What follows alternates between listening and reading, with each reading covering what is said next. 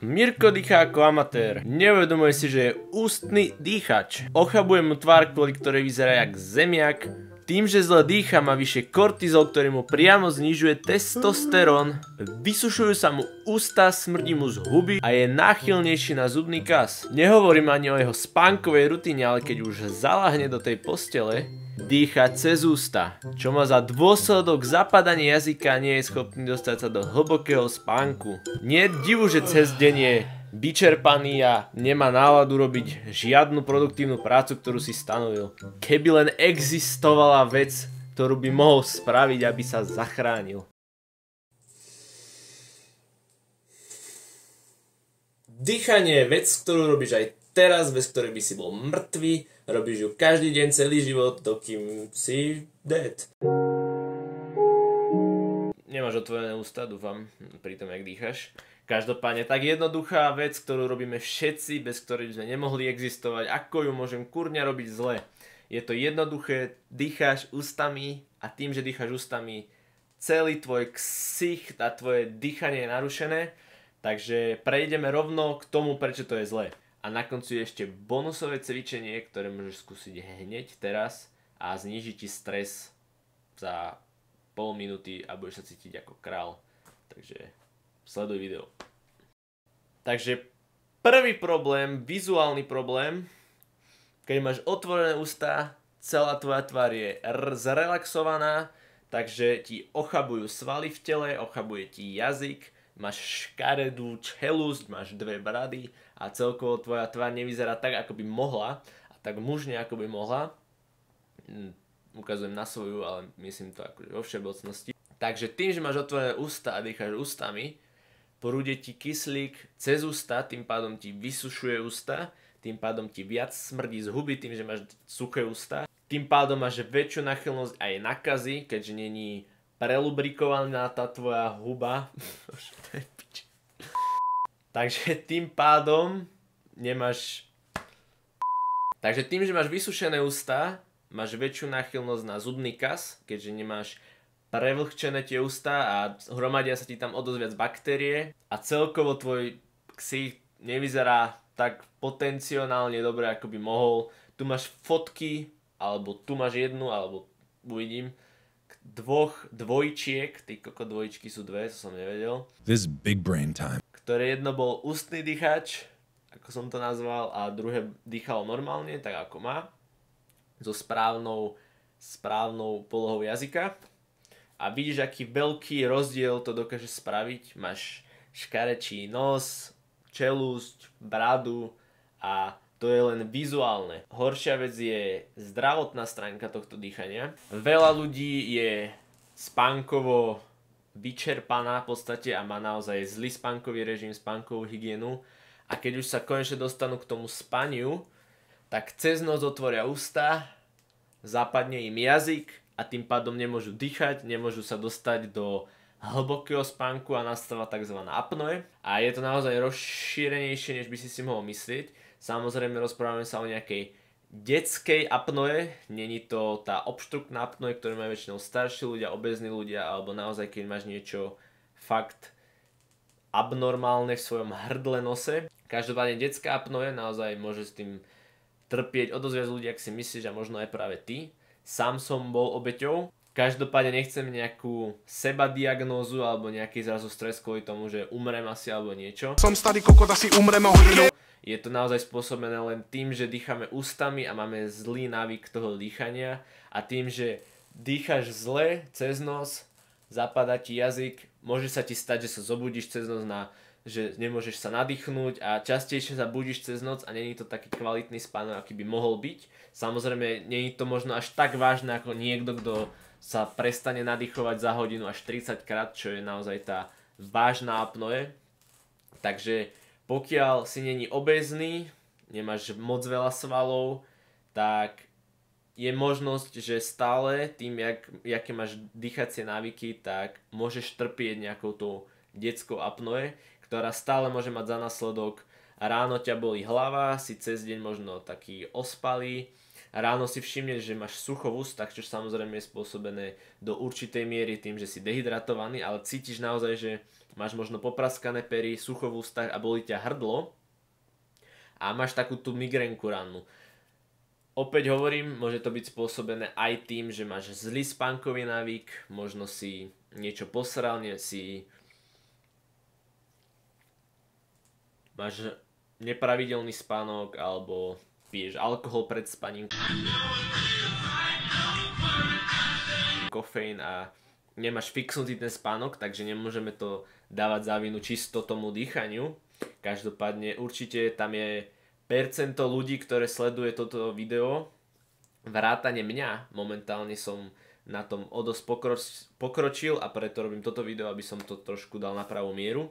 Spánkové video bude vychádzať tento týždeň, dúfam, a môžeš ho nájsť na kanáli, takže sa určite prihlás na odber, bude to veľmi dôležité video, keďže okolo spánku sa točí všetko v živote a je to naozaj esenciálna vec, ktorú by si mal zlepšiť a spraviť to z teba čeda, keď sa naučíš poriadne spať.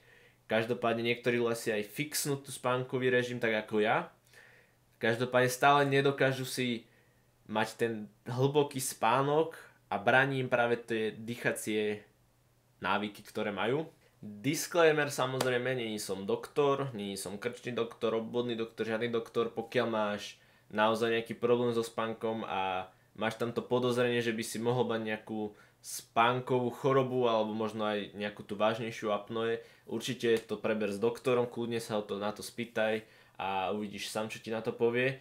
Každopádne určitá skupina ľudí vrátane mňa, a myslím si, že to bude teraz čím ďalej tým viacej, keďže zle dýchame, tak majú naozaj tú detskú apnoe, by som to tak nazval, to není naozaj není to nejaký lekársky názov, ale môže sa ti behom noci, možno si to všimol, buď sa ti nezdá toľko snov, ako sa ti zdávalo, pretože niektorí ľudia si moc sny nepamätajú, ale môžeš sa prebudiť na to, že sa dusíš, ráno ťa bolí to hrdlo a cítiš sa nevyspatý. Zase je to možno spôsobené tvojou spánkovou rutinou a celkovo spánkom všeobecne, ale môže ti tam brániť ten extra bod toho, že naozaj zle dýcháš a nie je to vyloženie nejaká vec, ktorú máš, s ktorou si sa narodil, ale skôr ten pattern toho dýchania a naozaj keď otvoríš tie ústa, všetko sa ešte viac zrelaxuje a jazyk zvykne padať dozadu, spôsobuje to chrápanie, väčšinou ľudí, ktorí chrápu, majú sklon k apnoe a dýchajú cez ústa, prevažne. Takže keď sa naučíš dýchať cez nos, budeš mať naplnený kyslík, celé telo bude sa cítiť lepšie a naozaj bude to lepšie spracovávať to telo. V neposlednej rade je stres. Veľa ľudí cez noc majú nízko kyslík a dýchajú málo a cez deň zase veľa. Keď si na telefóne, niekedy zvykneš dokonca prestať dýchať a si hotový, máš otvorené ústa a potom sa musíš rýchlo nadýchnuť a dýcháš až moc, takže sa ti tvorí oxid uhličitý v tele, máš ho tam veľa a jednoduchý cvik, ktorý môžeš skúsiť teraz, je keď začneš dýchať až moc a hyperventilovať, tak začneš byť v strese. Cítiš to? Je to podobné, ako keď si vlezeš do studenej sprchy a máš ten šok, tak v podstate to väčšina ľudí zažíva v nejakej síce menšej miere, ale celodenne a môže ti to zvýšiť stres a keď dokážeš hlboko dýchať, pomaly, s pauzami, tak ti to zníži stres a tým pádom ti to zvýši testosterón, keďže kortizol sa potom nevyplavuje až v takej miere a dokážeš naozaj viac chillovať. Takže ako zvrátiť vlastne toto, je to v podstate nie jednoduché, ale hoci kto to dokáže zvrátiť a je to jednoduchosti. Drž väčšinu dňa zavreté ústa. Dýchaj nosom. Nauč sa to, pokiaľ máš ten zvyk dýchať cez ústa, tak bude to trvať nejakú tú chvíľu. Každopádne každý z nás si to môže dať do svojho repertoáru dobrých návykov a dýchať nosom. Takže sústreď sa naozaj, keď sa nájdeš v strede, možno aj pozeranie tohto videa, že mám zrazu otvorené ústa, dýcham ústami, zavri ich, nadýchni sa nosom a vlastne to uvedomenie toho, že dýcham zle, je vlastne taký krok k tomu mozgu, aby si uvedomoval čím ďalej tým viacej, že mám dýchať nosom. A ja som bol naozaj ústny dýchať jak sviňa A teraz som sa naučil dýchať nosom vlastne väčšinu dňa, dokonca aj pri cvičení, keď tlakujem alebo robím cviky. Dokážem dýchať úplne v pohode nosom a nemám nedostatok kyslíka, nemám nejaký tlak v hlave a naozaj tie nosné dierky majú schopnosť sa zväčšiť. Nie tak, že budeš mať na miesto nosov vysávače a budeš vyzerať ako neviem niekto. Ale dokážu sa ti vnútorne, máš tie nosovody, ty kokoda, alebo neviem, jak by som to nazval, a tie sa ti dokážu roztiahnuť a bude o dosť jednoduchšie, jak na začiatku dýchať tým nosom. Sám som si toho vedomý, ja vždycky, keď som si lahol na chrbát, chcel som ísť meditovať alebo podobne, tak nos bol hodne zapchatý, nedokázal som sa poriadne nadýchnuť. Ale tým, že čím ďalej, tým viac a viac dýchať, ten nos sa uvoľní a budeš schopný dýchať tým nosom úplne na pohodu a bude to fakt pecka. Ďalšia vec, ktorú som zistil alebo sa naučil, je tzv. Mewing a nejde čisto len o to mať zavreté tie ústa a dýchať nosom, čo je veľký krok a sám o sebe ti môže zlepšiť tieto všetky veci, o ktorých sme hovorili, ale je to aj vlastne pozícia jazyka a jazyk by mal byť natlačený na podnebí, tu dám animáciu, tak ako by to malo vyzerať a spočíva to v tom, tuto môžeš sledovať moju krásnu dvojitú bradu, ako sa mi stiahne a všetko sa krásne ucelí, takže môžeš to pozrieť.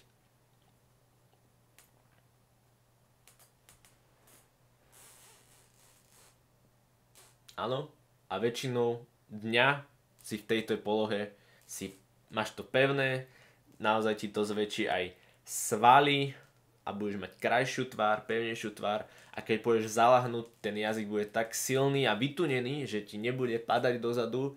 A takýmto pár cvičeniami, ktoré poviem v spánkovom videu, ktoré sú už trošku viac advanced, dokážu ti naozaj vrátiť tú apnoe a úplne nebudeš mať žiadne príznaky a bude to jeba. Takže jednoduchá rada, dýchaj nosom čo najviac. Aj keď budeš cvičiť, bude to možno náročné, dýchaj nosom. Čo najviac, jediný krát, kedy dýchaš ústami je možno keď rozprávaš tak ako ja teraz rýchlo veľa, tak si sám všimni, že ti visí chýňa v ústach a vtedy je taký jediný čas, kedy dokážeš, alebo kedy by si mal, a na to vlastne je aj to dýchanie cez ústa prispôsobené. A automaticky si všimni, že proste nadýchujem sa ústami, keď rozprávam. Ďalší level, ktorý som si tiež všimol, keď sa rozprávam s niekým v bežnej komunikácii, kde nemusím tak rýchlo rozprávať, tak sa nadýchnem nosom, keď spravím vždycky pauzu alebo podobne, dokonca aj vtedy, takže to je už ďalší level. Samozrejme na začiatku je to pomalý proces, ale čím viac a viac budeš dýchať tým nosom, sústrediť sa na zavreté ústa, tým ti to môže pomôcť. Takže čo som robil, keď som chcel si fixnúť ten spánok a budil som sa na to, že sa dusím alebo že nemám taký kvalitný ten spánok a začal som si uvedomovať, že je to problém s dýchaním, tak som zakomponoval jednu vec, ktorá nemá názov, ale je to vlastne zalepovanie si úst.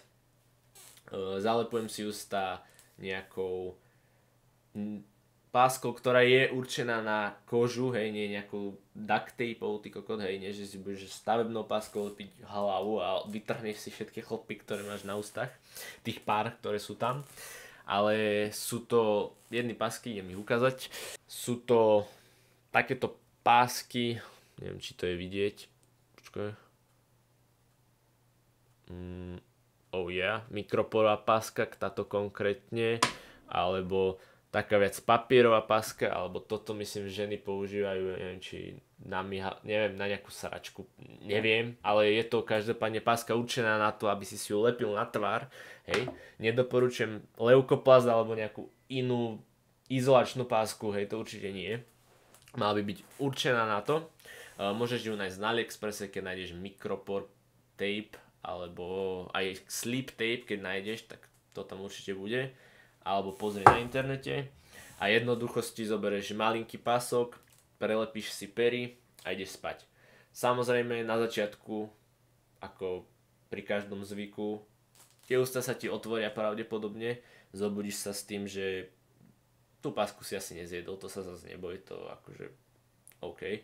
Ale máš otvorené ústa, páska nedržala, spadla, otvoril si počas toho spánku ústa ale čím ďalej, tým viacej budeš cez deň sa učiť dýchať nosom a potom si budeš v noci lepiť tie ústa. Začneš na menej pásky, keďže na začiatku tým, že nie si zvyknutý, tak tie ústa sa ti budú mať tendenciu otvárať. Menej pásky z dôvodu toho, že si není ešte zvyknutý a mohol by ti to robiť problémy, že sa začneš dusiť tej noci a reálne naspíš menej, ak by si chcel. Ale postupom toho, jak to budeš častejšie robiť, zvykneš si cez ten deň, tak nakoniec budeš pridávať čím ďalej tým viacej a bude to jednoduchšie. Ale čím viac sa budeš zlepšovať, tým viac môžeš zalepovať tie ústa. A takýmto štýlom dokážeš zvrátiť vlastne apnoe a všetky príznaky spojené s tým. Sám som tým celkom trpel a potom ako som začal mewing, dýchanie nosom a naozaj dostať sa do toho návyku dýchať nosom a zalepovania úst. Všetko si samozrejme preberieme v spánkovom videu, ale pomohlo mi to extrémne. Už nemám také problémy, stále občas sa stane, že sa stane niečo, že ti zapadne ten jazyk alebo podobne, to sa stane. Každému, hlavne keď spíš na chrbte, stane sa to, ale určite nie v takej miere, akej sa to stávalo. A je to opäť progres, musíš to čo najviac sa sústrediť na to a robiť to, daj si do mobilu, že dýchaj nosom, dýchaj nosom, dýchaj nosom.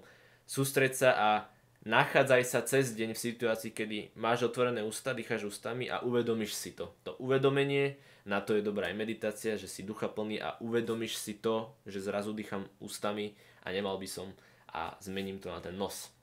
Čiže dýchanie to je strašne široké téma, je tam toho o dosť viacej, dýchacie techniky, dýchanie pri cvičení a podobne.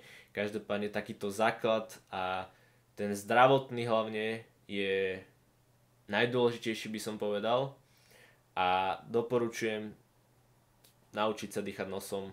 Pomôže ti to v spánku, cez deň a budeš sa cítiť lepšie. Takže pokiaľ máš otázku ku tomuto alebo aj k niečomu inému, čo ťa zaujíma, spýtaj sa ma, úplne v pohode. Tiež sa na spánkové video, prihlás sa na odber, ak ho chceš vidieť a držím ti palce, určite to pôjde, nepôjde to hneď, na začiatku bude ten nos zapchatý, ale postupným dýchaním sa ti otvorí a bude to pecka. Takže čau a užívaj. Takže bonus pre všetkých, čo ostali až sem. Jedno dýchacie cvičenie, ktoré dokáže znížiť stres za 30 sekúnd. Spočíva v dvoch nádychoch. Spočíva v dvoch nádychoch a v jednom výdychu. A ide vlastne o to, že nadýchneš sa čo najviac nosom, čo najviac a do toho pridáš rýchly na ešte extra nádych, čiže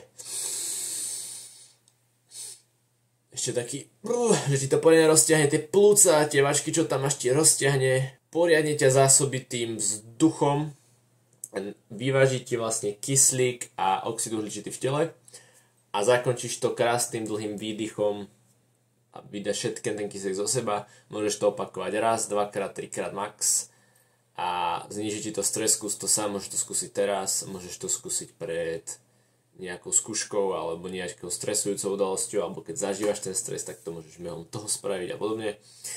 Čiže názorná ukážka.